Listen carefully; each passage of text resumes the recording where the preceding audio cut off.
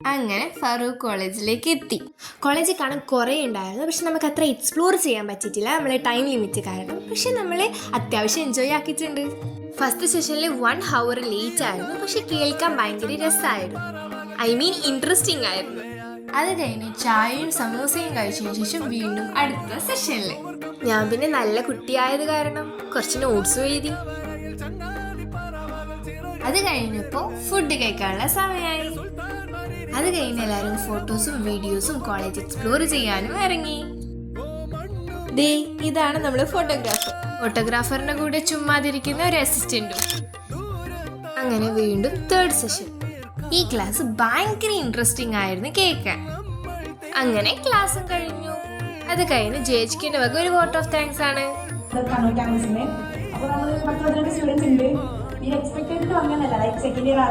അധികം മനസ്സിലാവും എന്നുള്ള ഐഡിയ ഒന്നും വന്നതല്ല, പിന്നെ ഒരു എക്സ്പീരിയൻസിനുള്ളിലേക്ക് വന്നതാണ്.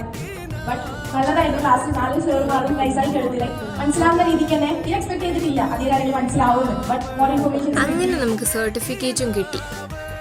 ബാക്കി പിന്നെ